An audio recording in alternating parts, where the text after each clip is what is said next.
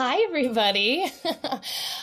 This is another edition of the Slumber Party podcast, and I'm super excited today because we're talking with the Rebel Mamas themselves. And I have been I remember actually, I'm going to just cut to the chase. The moment I actually found you guys and your blog and your Facebook group was when you wrote your sleep training blog. It has the best title, and now I'm forgetting it. What is it? The blog post? Oh God. It was like sleep training and minding your own business or something. Yeah, I was like, sleep train the shit out of your kid if you want or something. We'll do it. And I was like, oh, this speaks to me. I need to read this.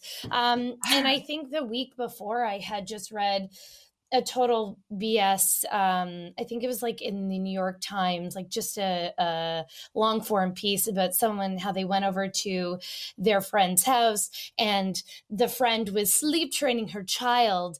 And there were screams upstairs while she sipped her wine. It was such.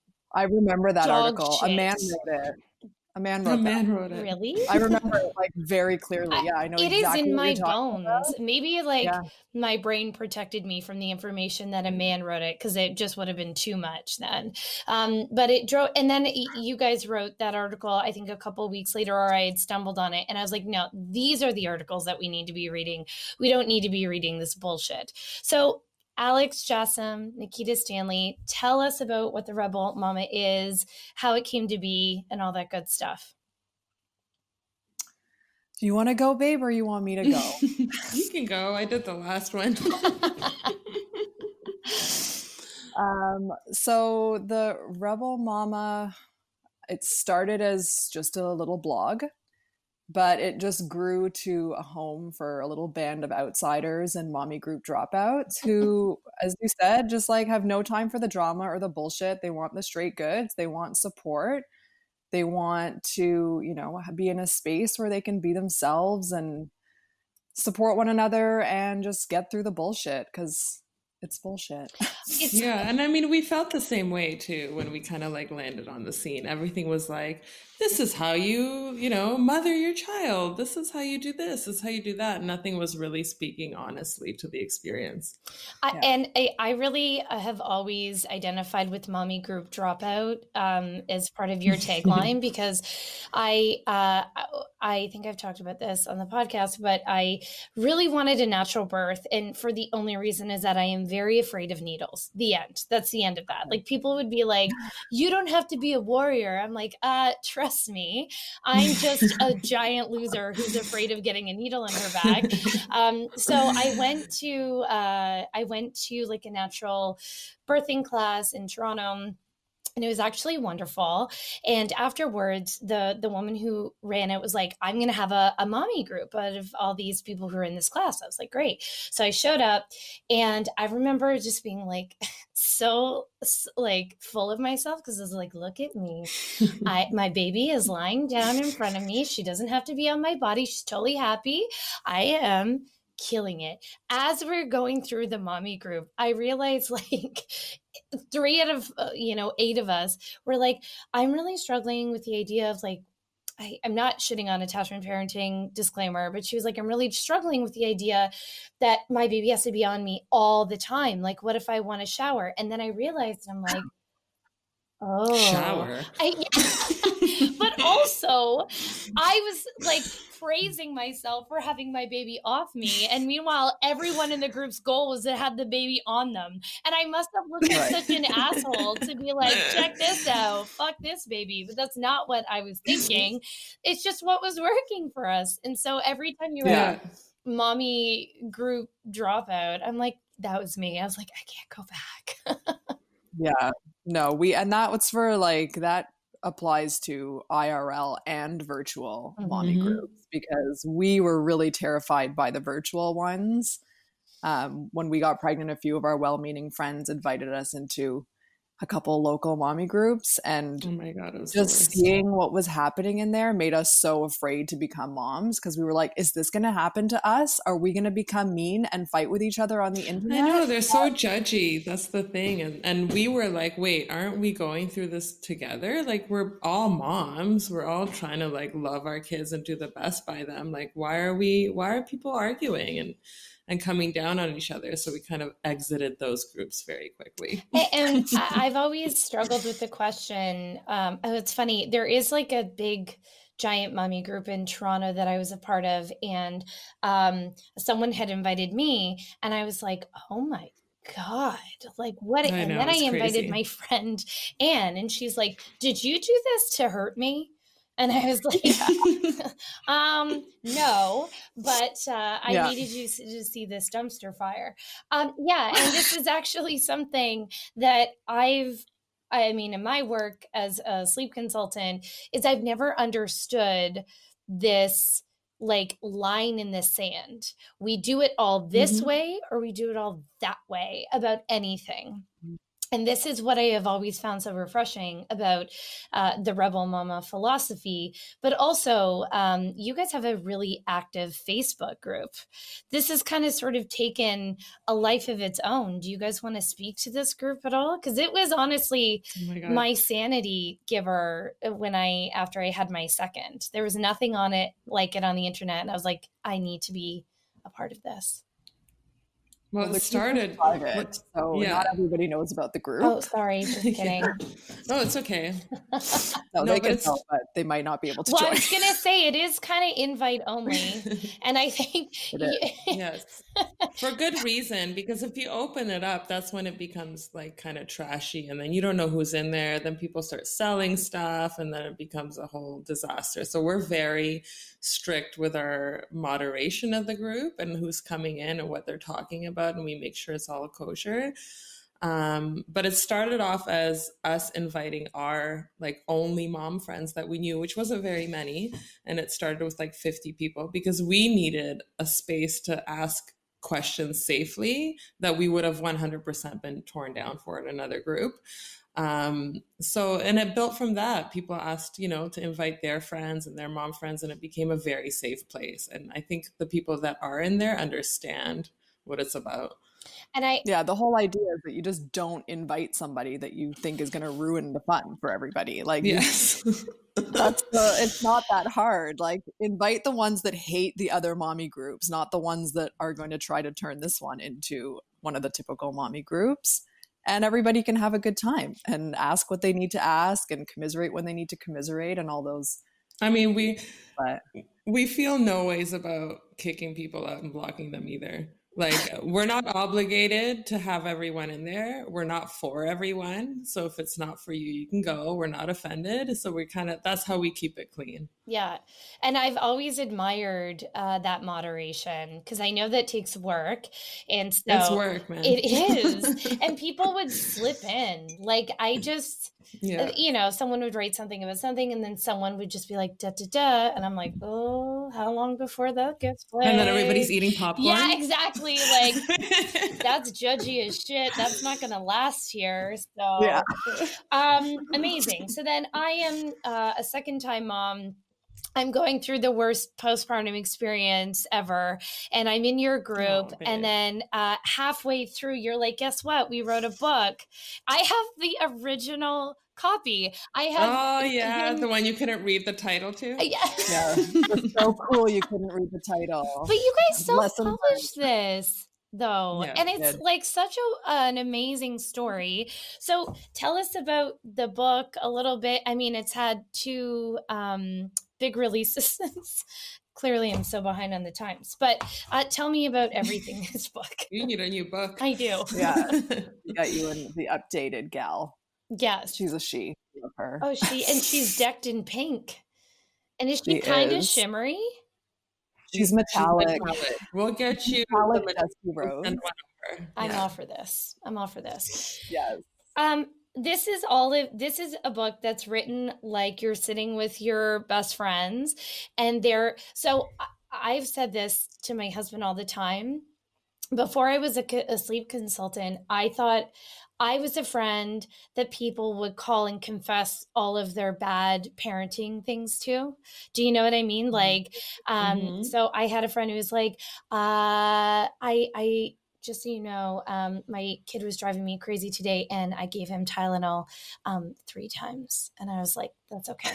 That's okay. And I feel like that's what this book is. It's like all of the thoughts that you're having and you're like, yeah, you're correct. You have, those are the thoughts. Those are the right thoughts. And we're going to talk to you really normally about being a parent and not idealistically, which is, I mean, we hated what the offering was in terms of parenting books and baby books because they felt like a little bit like, I don't know, encyclopedia tutorials of like how to do baby, which is impossible because everybody's experience is so different. But there are things we go through together where we need support. And it is written like a girlfriend's guide. So it feels like a real conversation you can have with someone you trust, right? Instead of, you know, do A, B, and C, and you're going to have a perfect kid, which is impossible. It does not exist. Like, I don't even know what that's about. It doesn't exist. It doesn't. And I feel like in terms of so there's a whole chapter on sleep training that I'll often refer people to because a lot of my work is, yes, I help people sleep and I'll give them, you know, here's a base of what works for most people. But a huge part of doing this work is having a sane mind about it. And that means that you can't go in being like, oh my God, okay, I'm gonna sleep train and I have to do it because I have to. And my baby has to sleep. They're not napping. And it's like, we have to acknowledge that is part of the process and your baby feels all of that. So it's like this bubble of like yucky energy pressure that we all have and the pressure, the baby experiences a pressure, the parent feels it, and then it's like explosive. And then, so one of my favorite part is like, don't let sleep training make you crazy. It's like, I don't think I've ever read that in a book before. And it does make people crazy. And so I have to be like, look, you know, people will also go on the internet and they'll be like, how long should my baby sleep? And they'll be like 12 hours at night, 4 hours during the day. Oh God, and it's insane. That doesn't exist in real life. So then I have these parents who are like, I just want to let you know that my baby's only sleeping 11 hours and 30 minutes. Everything's 12. And I'm like, whoa, like, let's just take that. Like, are you sleeping through the night? Is your baby sleeping through the night? Are you getting 2 decent naps? You're great. Let's just. Where'd you go? Are you there? I think so. Yeah, where'd you go? Oh, the video has been disabled. Oh, babe, your internet connection. We can hear you though. Yeah. Okay.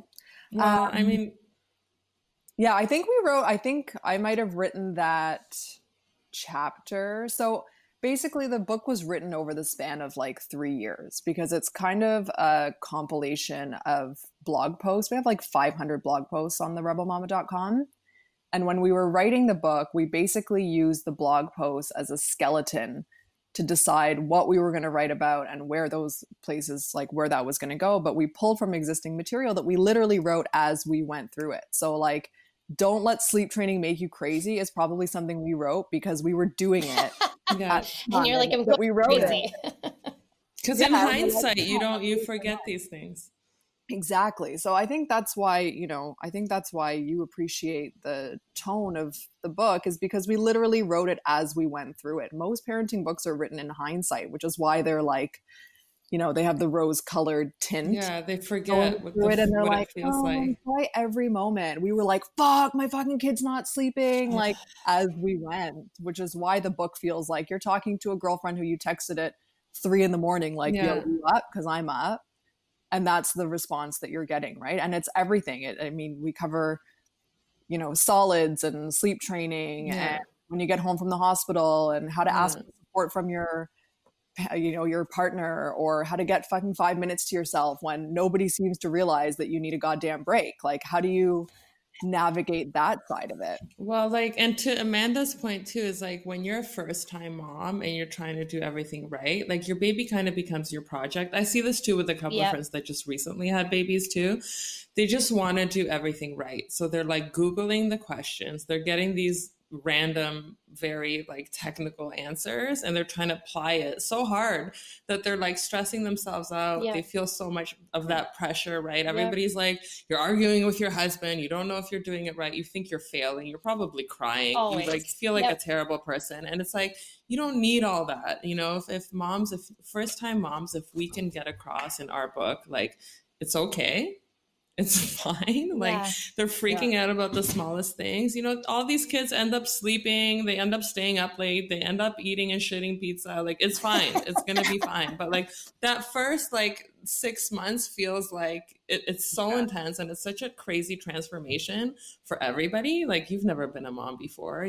Your body has never done all these things. You're still recovering. Your hormones are going crazy. Like, it's too much. Well, and the number one question I get on my Instagram is like, is this normal? And I have to just be like, whoever said that a baby waking up in the middle of the night is not normal? And it's like, we either have this expectation that it's really, everyone should be co-sleeping with their baby and breastfeeding them all night, that extreme. Or it's that your baby needs to be sleeping all the time style. And I'm just like, holy crap, there's got to be something in the middle that's not so intense. And I feel like there are these like huge lofty goals that these poor moms are always trying to get to in any way. And it's always like, we've stopped telling women to just do whatever the fuck you want to make this go better for you. So if we haven't stopped telling women that. No. Maybe like we're like, as a society, but like not we. But the shit show is normal. And everybody's gone through it. So like before the internet, when you were like, just, you're trying to make your baby sleep. If your baby slept, it slept. If it didn't, it slept later. Like, you didn't really have all these crazy lofty goals. But the internet, like, you've seen the articles, they make it seem like a project that you can micromanage. It's impossible. And like we tried.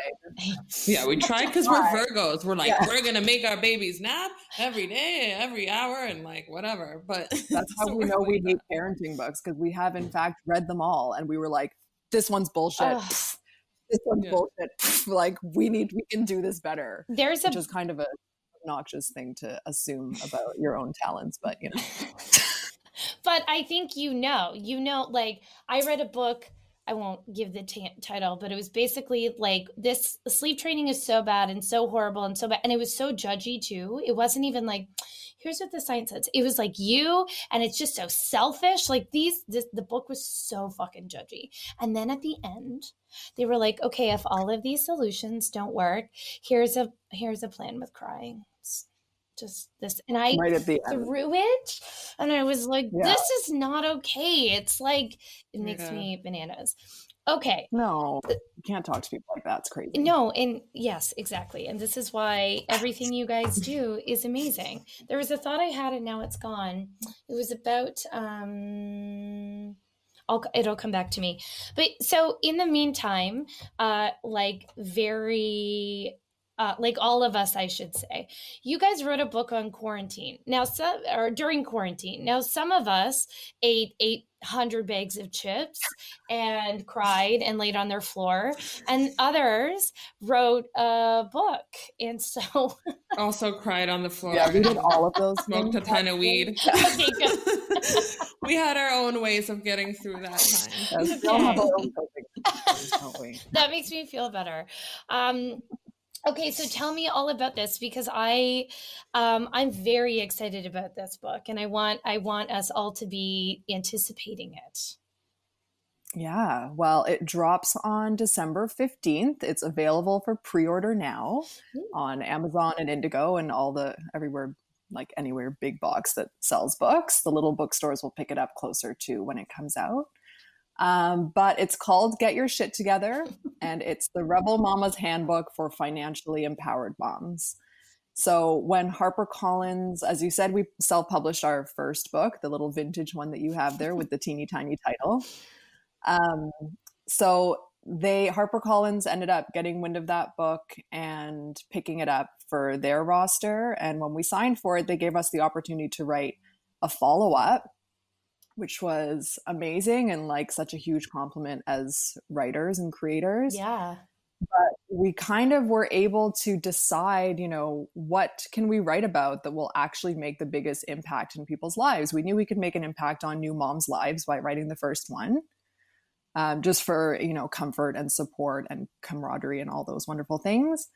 And we just thought, you know, what can we put out in the world that's going to make an equally important impact on people's lives without just being like a follow-up book that's like, you know, the same. Useless. And so we thought that financial empowerment was kind of an obvious next step. What we realized is that we'd been, you know, fist in the air saying fuck the patriarchy for 6 years, and we've been very focused on empowering women to, you know, find their voice, use their voice, advocate for themselves, ask for what they need, do so unapologetically. But at the end of the day, missing that piece. Money is the international language of power. Yep. And you can't be fully, like holistically fully empowered without that piece. So how can we speak to that piece and deliver it in a way that is, you know, in our typical conversational girlfriend's guide style? So we did it specifically for moms. It talks about everything from just like the planning stage of what you need to sign up for online and, you know, basic things like wills and life insurance and all that, like super unglamorous shit.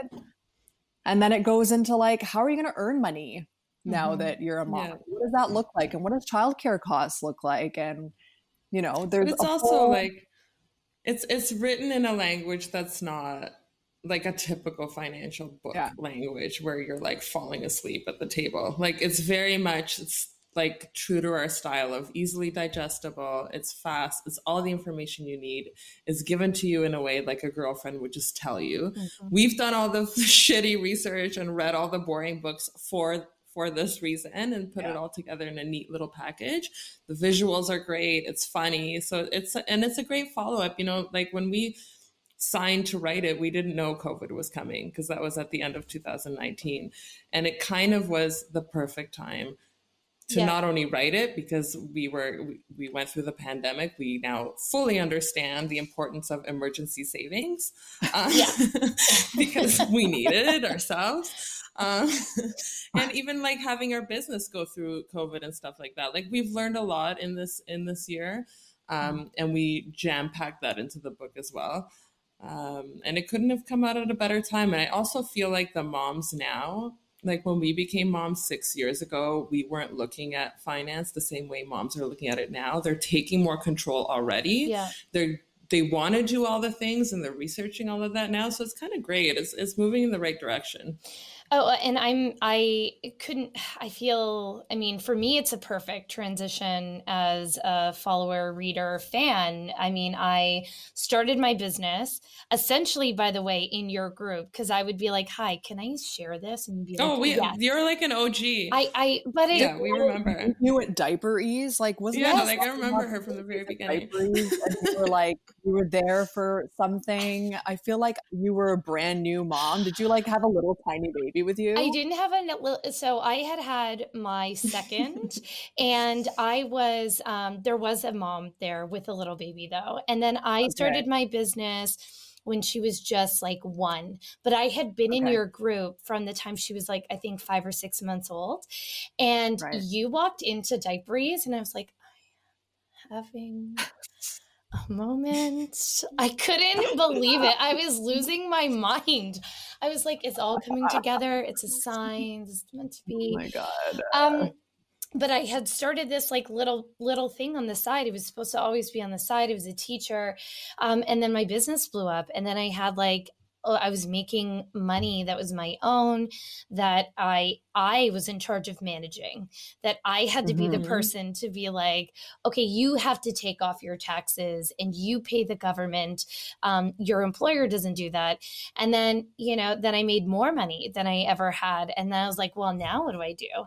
And now it's like, my goal is to make more money than my husband. So I am I'm very interested in this book. And my husband would be like, nothing would make me happier, Amanda. That's what he says every time. So I feel like just starting out in this group, and where your followers and where your readers are probably now are making these decisions. And I find like so many moms have a baby and they really start to reevaluate work. Like it really is like, is this what I want to be doing with kids? Well, you're trying to be flexible too, and you're trying to think, well, you kind of have a choice in the corporate world. It's like, do I go back and you put in this time and you're kind of sacrificing your family life and you're also your childcare costs associated with that? Or are you going to freelance? Or are you going to work part-time? Like there's a lot of options you can look at, and a lot of people pivot once they become moms because their perspective changes and their priorities change. And so we spend a lot of time in the new book breaking down what those options look like for different ways to re-enter the workforce and the pros and cons of each. Because it's such an overwhelming time when you're having a baby that it's really hard to see the forest for the trees, like it's almost impossible to see through to like, well, if I, it's hard to get that perspective of I'm investing in my career by paying for childcare to make sure that I can stay in this game. Like it's hard to see that 5 years as like anything other than like, it's also the time I'm going to spend with my kid. And I feel like it comes down to, I mean, these are all the conversations I'm having right now with my mom friends, just about our value, and that, so when I started my business, for the last 3 months, so I had started it while I was on mat leave. The last 3 months before I was about to go back to work, I hired a nanny to help me so I could make a website and get things rolling so I could go to work and things could just happen. Now, I find that a lot of moms feel guilty about being like, well, why would I invest in something that doesn't even exist yet? What about if I, invest all this time and I have the babysitter and nothing ever happens? And then you just never do it and nothing ever happens. But we also just don't value our time. Like, or I'll see moms be like, I'm not going to get childcare. I will do all the things and do this. And meanwhile, they're going crazy. And they do it at night. You need time. You need to value that. And just to your point earlier, I think one of the biggest, people always say like, nobody ever told me. I think the new nobody ever told me is going back to work, and what a fucking nightmare it is to go back to your job, because that'll be one thing. Then you have to do pick up and drop off. Then you also have to arrange for 875,000 sick days. And this is like, I think a piece that no mom is prepared for. And this is why you're going to also see a lot of women step out of the traditional workforce, because that traditional workforce does not support that parent anymore and that sort of life that we're living. So I feel like you're going to find more and more moms running their own business, doing a side hustle that becomes a real thing, and really needing this financial advice because it's just not there for us. Yeah. Well, I mean, this pandemic has really highlighted the system, and it's highlighted, upon whose shoulders the caregiving responsibility falls on, and the expectation that caregiving will be free. And just the fact that is what keeps society going. It's the reliance on the unpaid work of women that actually keeps our society, our capitalist society, moving as it does. So there's pros and cons to what's happened. I think that flexible work will become more of the norm going forward. Hopefully employers have taken this time to reflect upon how difficult it is for working parents to just, exist in this. Well, they finally had a little bit of experience with it too, right? And even when we were writing this book too, I mean, we were trying to do everything at the beginning of quarantine. And our partners were very busy, like trying to, deal with their business side, and all the caregiving fell on us. But we kind of had to put our foot down at one point too. And like you said, value our time. So like, if we're going to write this book, same way when we got childcare to write the first one, is we're going to have to treat it like a full-time job, just like a man would. And so, I'm going to work. I got to work on my stuff for 4 hours. Sorry. And they kind of felt, I think they understood from this the weight of what we were doing, because it's not just hanging out with your kid. It's cleaning at the same time. It's like preparing the next thing that they're going to do, and the meals and the this and the that, you know, you don't understand until you go through it. So that's been a positive. Yeah. Yeah, absolutely. You know? And I mean, I have never felt more appreciative of childcare workers, caregivers, nannies. You know, these people are busting their ass, and you better be paying them appropriately. Well, even homeschooling. Oh my God, we tried homeschooling in March, and it was like a fucking disaster. I'm like, I can't do this. We can't be homeschooling properly and following curriculum, plus our jobs, plus you're doing the housework and fucking everything else. It was too much, but it definitely highlighted the issues. Every time. It was almost therapeutic to write the book, though, honestly, because you just felt like you were doing something that was going to make some kind of a difference, even if it makes a difference for one woman who, like, you know, really needed those things laid out in front of her to make the decision of what she was going to do for work, and to prioritize, you know, herself making money, and to understand the opportunities that comes with that, with having your own money. Like, if one person can benefit from that, then our, you know, quarantine sacrifices will be worth it. Your 5 extra wrinkles, 3 extra gray hairs, worth it. Oh my God.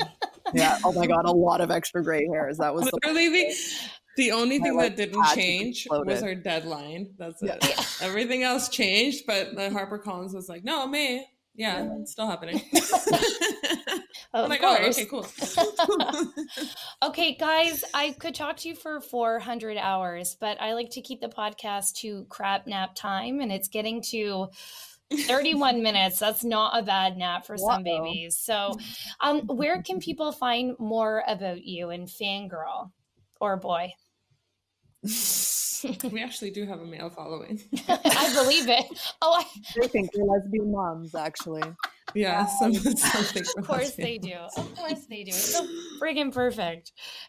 You can find a lot about us and keep up with us at therebelmama.com. There's a new tab on the site that you can find out more about our books.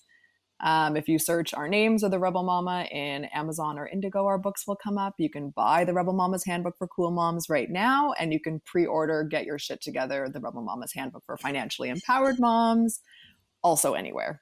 And you can just follow us on Instagram. Yeah. At The Rebel Mama. I see that. Their Instagram is really entertaining. And you guys got me riled up during the pandemic with all the like smash the patriarchy, and I just be like, yes. Yeah, man. That's what we're here for. I mean, the other thing is we never really came at this like trying to be influencers in the typical way. And we really wanted to change the motherhood experience and the womanhood experience for people. And that's what we're trying to do. So it's never really just going to be empty information. Yes. Thank God. All right, guys. Thank you. I'm so, thank you. Thanks, babe. Thank you. We will talk soon, because I'll just message you something on Instagram. Yeah, let's do it. Bye.